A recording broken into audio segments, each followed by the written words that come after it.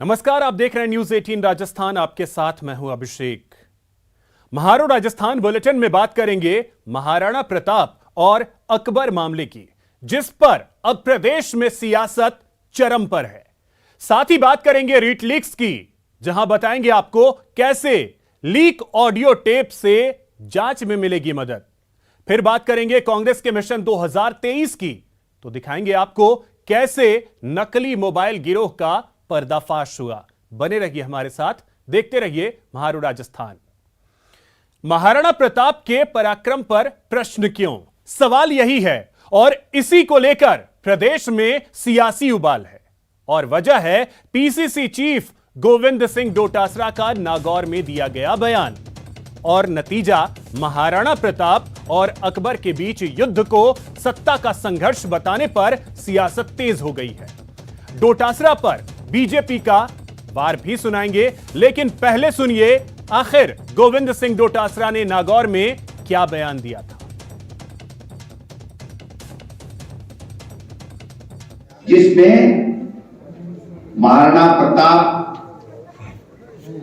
और अकबर के बीच के युद्ध को धार्मिक युद्ध बता दिया कि हिंदू और मुसलमानों की लड़ाई थी। अरे भाई, सत्ता का संघर्ष था। इनको हर चश्मे में हिंदू और मुसलमान दिखते हैं। राहुल जी यही तो कहते हैं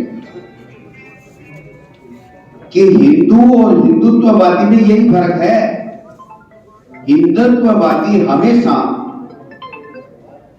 दो धर्मों के लोगों को लड़ाने में विश्वास करता है, आपस में नफरत फैलाता है, झूठ बोलता है और कुछ नहीं होते हुए भी अकड़ के चलता है। ये किस पे कह रहा हूं, समझ गए? कुछ नहीं होते हुए भी अकड़ के चलता है, वो हिंदुत्ववादी है। तो डोटासरा के बयान को लेकर सियासी युद्ध छिड़ गया। फिर क्या, एक के बाद एक बीजेपी नेताओं ने डोटासरा पर वार किए। सतीश पूनिया ने कहा कि कांग्रेस नेहरू गांधी परिवार के अलावा किसी को भी महान नहीं मानती है। नेता प्रतिपक्ष गुलाब चंद कटारिया ने डोटासरा को महाराणा की जीवन संघर्ष को नहीं पढ़ाने की नसीहत दी। तो वहीं उपनेता प्रतिपक्ष राजेंद्र राठौड़ ने कहा कि महाराणा प्रताप की लड़ाई को सत्ता का संघर्ष बताना दुर्भाग्यपूर्ण है। वासुदेव देवनानी ने कहा, महापुरुषों का अपमान करना कांग्रेस के लिए कोई नई बात नहीं है। मेरे ख्याल से कांग्रेस की परंपरा रही है कि वो नेहरू गांधी खानदान के अलावा किसी को महान मानते नहीं हैं, और उसके बाद किसी को महान मानते हैं तो अकबर जैसे, औरंगजेब, इस तरीके के लोग उनकी नज़र में महान हैं। अगर प्रताप ने कोई युद्ध किया तो स्वाभिमान के लिए किया, स्वतंत्रता के लिए किया। इतिहास नहीं पढ़े हो तो दोबारा पढ़ लेना। जो आता ही आया था वो यहाँ घूमने नहीं आया था। सिर्फ सत्ता का संघर्ष, उसके बलिदान को सत्ता का संघर्ष कहना निश्चित रूप से कांग्रेस की जो देश तोड़ने वाली मानसिकता है और कांग्रेस की जो सत्ता की भूख है वो दर्शाती है। उन्होंने महाराणा प्रताप और अकबर महान और अकबर को महान बताने की बात कही है।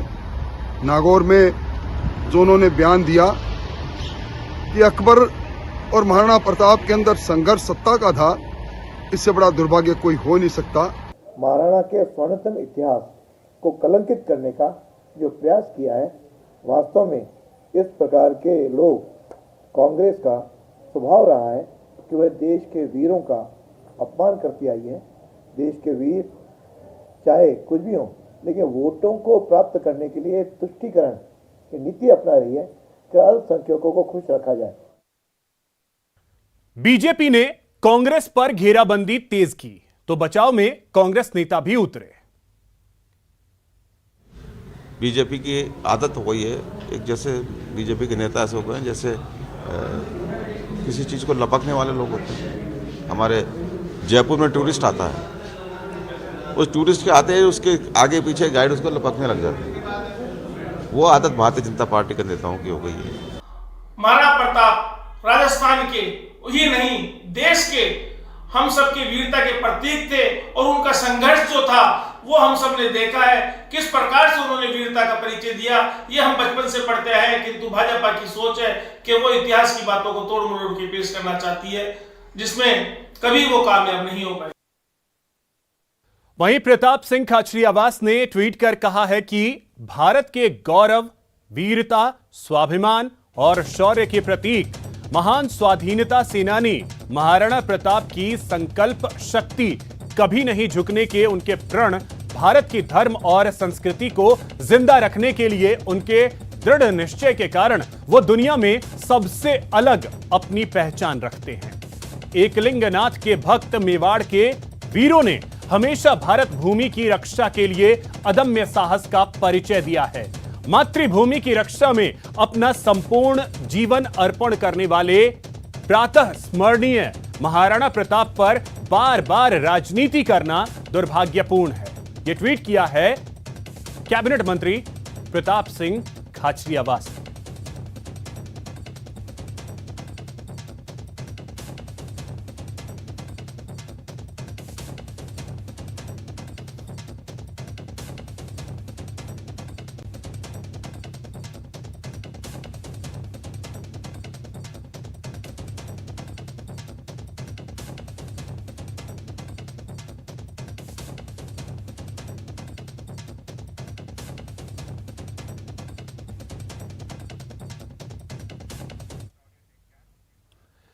प्रताप को लेकर जैसे ही बीजेपी हमलावर हुई, डोटासरा घिरने लगे तो फौरन बैकफुट पर आए और ट्वीट कर नागौर में दिए अपने बयान पर सफाई दी। डोटासरा ने ट्वीट कर कहा कि महाराणा प्रताप की महानता पर किसी को भी रत्ती भर शक नहीं है।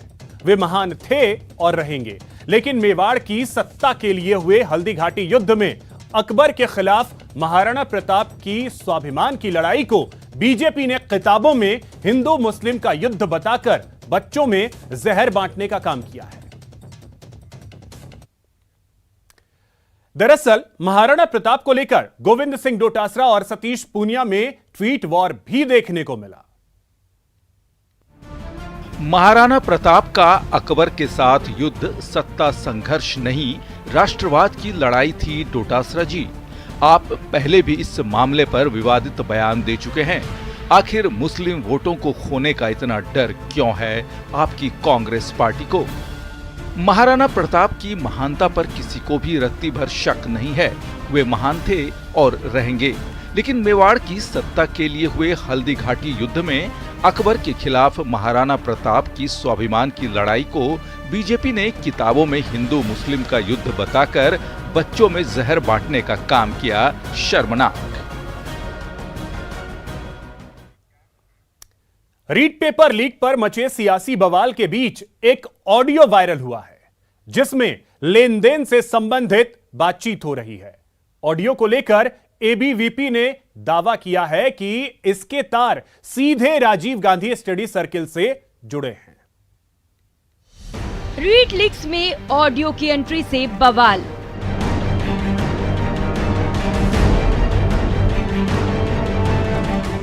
एबीवीपी ने उठाया स्टडी सर्किल पर सवाल।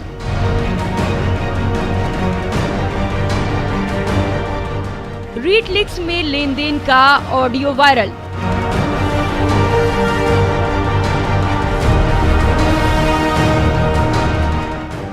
सिंह भैया को फोन आया सवाल। हाँ, दिन हो गए मित्र कह रहे भाई जब ऐसा की घर वाले की डिलीवरी है यार। फतेह सिंह भैया पूछ रहे हो अमित का है।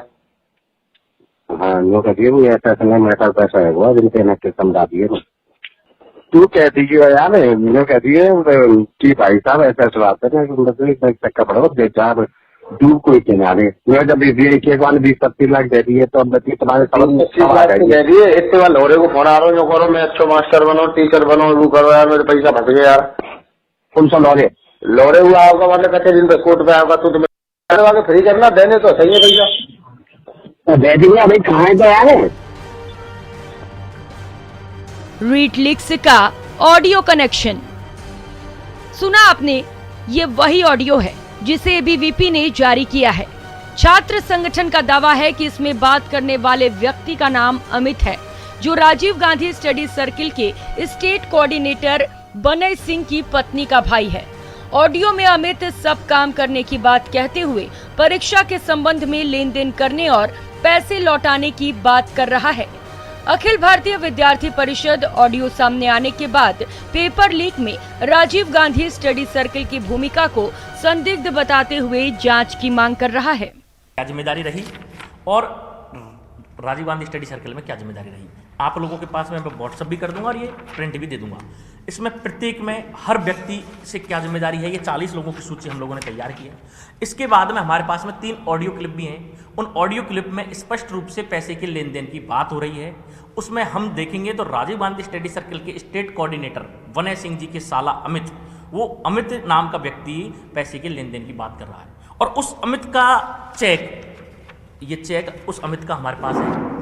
उसने पैसे की लेन देन की और अपने चेक दिए गारंटी के। वहीं ऑडियो को लेकर राजीव गांधी स्टडी सर्कल के स्टेट कोऑर्डिनेटर ने न्यूज 18 से खास बातचीत में साफ किया कि उनका परीक्षा से कोई लेना देना नहीं है। जिस रिश्तेदार अमित के ऑडियो को लेकर उनका कनेक्शन स्थापित किया जा रहा है, उससे उनका 2 सालों से संबंध नहीं है। ऑडियो एक नहीं, उसमें 3 आए हैं।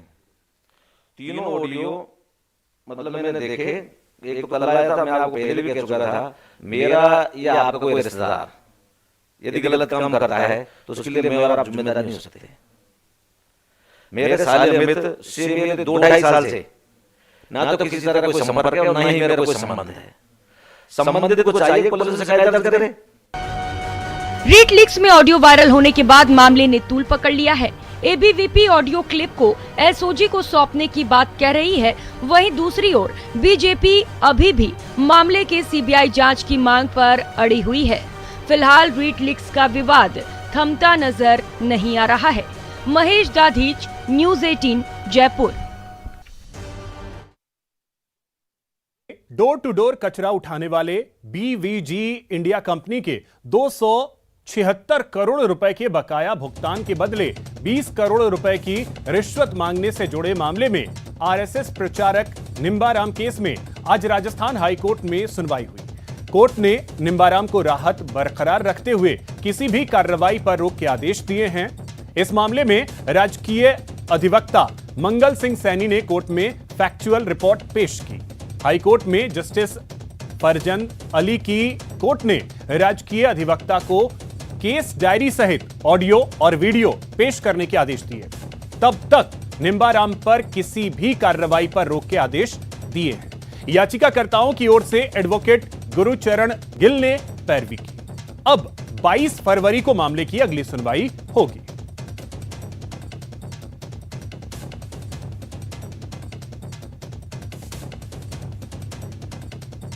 वहीं पीसीसी चीफ गोविंद सिंह डोटासरा ने एक बार फिर आरएसएस पर निशाना साधा।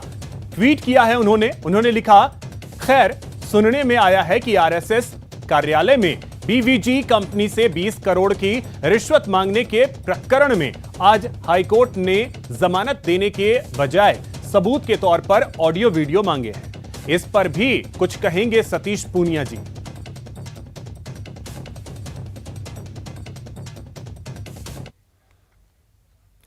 लंबे समय बाद कल जयपुर में प्रदेश कांग्रेस का प्रदेश स्तरीय अधिवेशन होने जा रहा है। इस अधिवेशन के जरिए पार्टी की एकजुटता दिखाने की भी कोशिश की जाएगी। वहीं बजट पूर्व होने जा रहे इस अधिवेशन में पार्टी की ओर से प्रस्ताव पास करके भी सरकार को भेजा जाएगा। अधिवेशन में CM Ashok Gehlot, PCC chief Govind Singh Dotasra, Congress प्रदेश प्रभारी अजय माकन भी शामिल होंगे। कई सालों बाद प्रदेश कांग्रेस का कोई ऐसा अधिवेशन होने जा रहा है जिसमें पीसीसी और एआईसीसी सदस्य एक साथ मौजूद रहेंगे। बिरला ऑडिटोरियम में आयोजित होने वाले इस प्रदेश स्तरीय अधिवेशन की बात की जाए तो 2 सत्रों का यह होगा जो शाम 5 बजे तक चलेगा। सम्मेलन में सदस्यों के अलावा पार्टी के कई नेता मौजूद रहेंगे।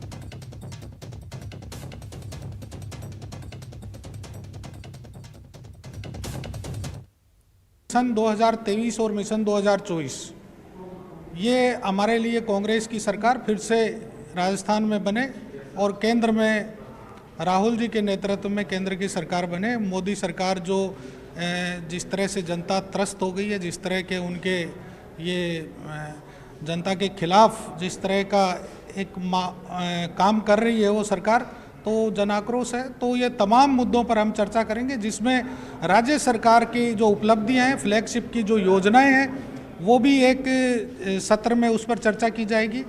मोदी सरकार की विफलताएं हैं, उस पर चर्चा की जाएगी। डिजिटल मेंबरशिप जो हमारी है, सदस्यता अभियान बहुत एक प्रमुख मुद्दा जो है अभी हमारे पास में है, और 31 मार्च तक हम ये सदस्यता अभियान है वो पूरा करेंगे। इस पर भी बहुत एक चर्चा की जाएगी। तो ये तमाम तरह के 2 सत्रों के अंदर विभिन्न मुद्दों पर चर्चा होगी। और फिर बजट, जो आने वाला बजट है, उस बजट के में क्या जनहित के क्या जो मुद्दे हैं उनको उसमें समावेश किया जाए। जो जनता चाहती है वो जनप्रतिनिधि बताएंगे कि ये मुद्दे जनता चाहती है, और ये बजट में अगर शामिल करेंगे तो आम जनता को राहत मिलेगी। यहां रुकेंगे एक छोटे से ब्रेक के लिए। ब्रेक के बाद आपको बताएंगे नकली मोबाइल का पाक कनेक्शन।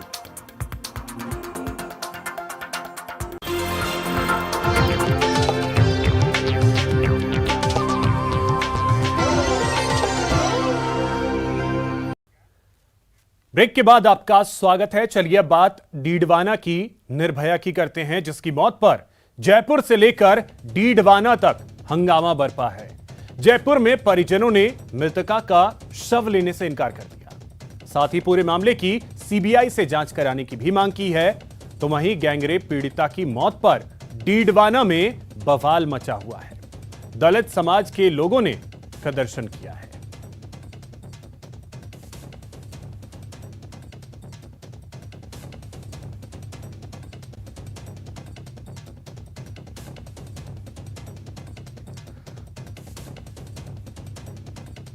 जयपुर के एसएमएस अस्पताल में इलाज के दौरान डीडवाना गैंगरेप पीड़िता की मौत हो गई, जिसके बाद परिजनों ने शव लेने से इनकार कर दिया। परिजन मामले की सीबीआई जांच, 5 लाख की आर्थिक सहायता और सरकारी नौकरी की मांग कर रहे हैं। आरएलपी और भीम सेना के नेता भी जयपुर पहुंच गए हैं। मृतका का शव फिलहाल एसएमएस अस्पताल में है। वहीं इस मामले में डीडवाना प्रभारी जांच अधिकारी को निलंबित कर दिया गया है।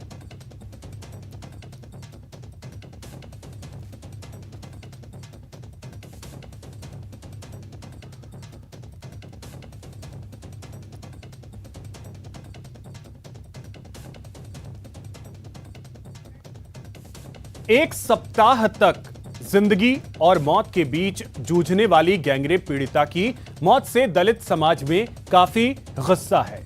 आज डीडवाना के मेघवाल समाज के भवन में दलित समाज ने बैठक की। समाज के लोगों ने जबरन कचहरी परिसर में घुसने की भी कोशिश की। पुलिस ने उन्हें रोका तो लोगों ने वहीं धरना दिया। समाज की मांग है कि इस घटना में शामिल आरोपियों को गिरफ्तार किया जाए। इस मसले में एक सप्ताह पहले नागौर एसपी राममूर्ति जोशी ने खुलासा किया। तो अधिक जानकारी के साथ सहयोगी महेंद्र बिश्नोई नागौर से हमारे साथ जुड़ गए। महेंद्र, पहले तो इस वक्त की स्थिति आपसे जानना चाहेंगे, क्या स्थिति है इस वक्त वहां? इस पूरे मामले को लेकर कि जिस तरह से गैंगरेप पीड़िता के साथ गैंगरेप की घटना हुई और उसके बाद पीड़िता की वेंटिलेटर पर रहने के बाद मौत हो जाने के चलते अब समाज के लोगों में गुस्सा है। इन लोगों की मांग ये है कि जो आरोपी सुरेश और एक नाबालिग को पकड़ा है, इनके अलावा अन्य आरोपी भी है। मुख्यतः ये मांग है कि जो अन्य लोग इसमें शामिल है उनकी गिरफ्तारी की जाए। पीड़िता की मौत होने के एक सप्ताह पहले भी दलित समाज ने एक बैठक के बाद ज्ञापन दिया था और 5 दिन बाद प्रदर्शन करने की चेतावनी दी थी, और इसके बाद पीड़िता की मौत भी हो जाती है। तो निश्चित तौर पर पीड़िता की मौत होने के बाद नाराजगी और गुस्सा बढ़ा। इसी के चलते आज डीडवाना की जो कचहरी परिसर है वहां पर अधिकारियों से बात करने के लिए दलित समाज से जुड़े लोग जा रहे थे। पुलिस ने रोका तो वो जबरन परिसर में घुस के और धरना दे दिया। मुख्यतः मांग मुआवजा देने की है। साथ ही पूरे प्रकरण में जो एक आरोपी पकड़ा गया है सुरेश, उसके साथ और कौन कौन शामिल है। इस पूरे मामले में एक आरोपी सुरेश को पुलिस ने गिरफ्तार किया था और उसके बाद साथ एक नाबालिग को पुलिस ने निरुद्ध किया था। ये पूरा मामला जो है 4 फरवरी का है। 4 फरवरी को पीड़िता को इन लोगों ने बुलाया था, जिसके बाद 6 फरवरी को पीड़िता के परिजनों ने गुमशुदगी भी दर्ज करा दी थी, लेकिन डीडवाना की स्थानीय पुलिस ने विशेष रुचि इस प्रकरण में नहीं दिखाई, जिसका नतीजा ये रहा कि पीड़िता बेसुध हालत में डीडवाना क्षेत्र के गांव में मिली थी। उसके बाद नागौर के एसपी राममूर्ति जोशी को जब ये महेंद्र एक और चीज जानना चाहेंगे, आरोपियों की संख्या कितनी है? क्योंकि एक गिरफ्तार हुआ है, एक को निरुद्ध किया गया है, तो कुल संख्या कितनी है और पुलिस अभी तक क्यों नहीं पहुंच पाई है वहां तक? कोई प्रतिक्रिया पुलिस की तरफ से आई है? देखिए, इस पूरे प्रकरण में पुलिस ने 1 सप्ताह पहले इस पूरे मामले का खुलासा कर दिया था, जब पीड़िता को जयपुर रेफर किया था और पीड़िता का इलाज चल रहा था। घटना के जब पीड़िता बेसुध हालत में मिली थी, उसके तुरंत बाद पुलिस ने तत्काल एक्शन लेते हुए आरोपी सुरेश और उसके साथी को गिरफ्तार कर लिया था। पुलिस की जो प्रारंभिक जांच पड़ताल और जो एसपी ने प्रेस वार्ता कर डीडवाना में खुलासा किया था, उसके अनुसार आरोपी ने फोन करके पीड़िता को बुलाया था, जिसके बाद पीड़िता के साथ इस तरह की घटना की गई और उसे सुनसान जगह पर पटक कर चले गए। लेकिन जो दलित समाज के लोग हैं, जिन्होंने मेघवाल भवन जो डीडवाना का है वहां बैठक की थी और उसके बाद ये कहा था कि इन दोनों के अलावा और भी आरोपी है। ये दलित समाज के जो प्रतिनिधि है, उनका आरोप है कि पुलिस ने केवल 2 लोगों को पकड़ा है, जबकि और भी लोग शामिल है। पुलिस की जो प्रारंभिक जांच पड़ताल थी और पुलिस ने अनुसंधान करने के बाद। चलिए, बहुत शुक्रिया महेंद्र आपका तमाम जानकारी के लिए। अब बात नकली मोबाइल गैंग की, जिनके तार अब सीधे पाकिस्तान से जुड़ रहे हैं। पुलिस गिरोह के मास्टरमाइंड का पाकिस्तान कनेक्शन खंगाल रही है। दिल्ली मुंबई में 4 स्टेज में होता था खाली मोबाइल को असेंबल कर ब्रांडेड बनाकर बेचने का खेल। नकली मोबाइल का पाक कनेक्शन। सॉफ्टवेयर कॉपी करने वाले कुछ मोबाइलों में इन्होंने पाकिस्तानी कंपनी है क्यू मोबाइल, उसकी भी कॉपी कर रखी है। इसके बाद उन मोबाइलों में ये किसी अन्य मोबाइल कंपनी के अलॉट किए हुए IMEI नंबर को कॉपी करके डालते हैं। नकली IMEI नंबरों के जरिए सुरक्षा में सेंध। हमें ये सूचना मिली थी कि कुछ लोग हैं जो परिवार के रूप में आते हैं और लोगों को मोबाइल बेच रहे हैं और जिनकी कीमत करीबन 16-17 हज़ार रुपये बता के 5,000, 6,000, 7,000 रुपये बेच रहे हैं। उसके बाद हमें इतला मिली कि उनमें से कुछ मोबाइलों के IMEI नंबर है जो एक जैसे हैं। इस पे हमने उनकी जांच कराई तो पता चला कि हाँ, सचमुच इस तरह का। जयपुर में पिछले दिनों पकड़े गए नकली मोबाइल गैंग की जांच पड़ताल में जो खुलासा हुआ, उसने जयपुर पुलिस की नींद उड़ा दी। पुलिस जिसे सामान्य ठग समझ रही थी, वो शातिर गैंग के सदस्य निकले। पुलिस की गिरफ्त में आए लोग दिल्ली और मध्य प्रदेश के रहने वाले बताए गए, जिनमें महिलाएं भी शामिल हैं। तो उसमें करीबन हमने 7-8 लोगों को पकड़ा, जिसमें औरतें भी थी और ये थी। तो ये पता चला कि ये लोग हैं जिनके कनेक्शन दिल्ली और बॉम्बे से जुड़े हुए हैं और वहाँ का लोग हैं जो मोबाइल को क्या करते हैं कि चीप कंपनी के किसी मोबाइल को खरीद पे उन पे वीवो, ओप्पो और सैमसंग मोबाइल कंपनियों की कवर लगा के उन जैसे ही किसी सॉफ्टवेयर की कॉपी करते हैं। पुलिस के मुताबिक इस गैंग में पुरुष और महिलाएं समूह में रहते हैं। पैसों की जरूरत बताकर राहगीरों को फंसाते हैं, उनको अपना ब्रांडेड कंपनी का मोबाइल फोन बेचने की कोशिश करते हैं। नकली फोन उन्हें 5 से 6 हजार रुपए में बेच देते हैं। भरोसा बनाने के लिए मोबाइल का बिल भी दिया जाता है। इस बिल पर मोबाइल का IMEI नंबर लिखा होता है। गैंग एक शहर में करीब 7 से 8 दिन ठहरता है और लोगों को ये 16,000-17,000 रुपए का बता के और अपना खुद का मोबाइल बता के असली वो एक बिल रखते थे 1 महीने या 2 महीने पुराना, उसको दिखा के ये 5,000-6,000 रुपए में बेच ठगी करते।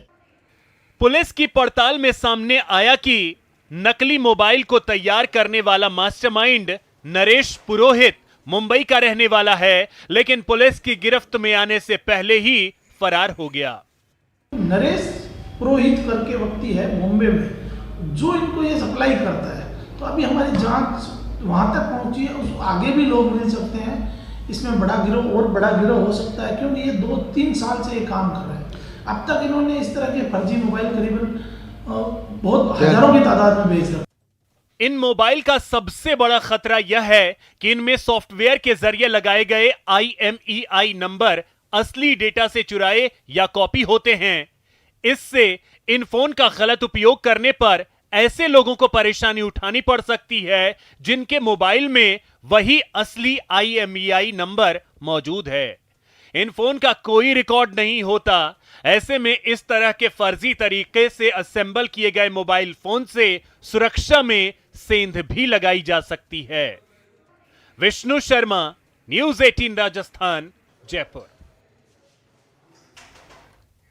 यहां रुकेंगे एक छोटे से ब्रेक के लिए। ब्रेक के बाद आपको बताएंगे कि लोगों की बजट से क्या है उम्मीदें।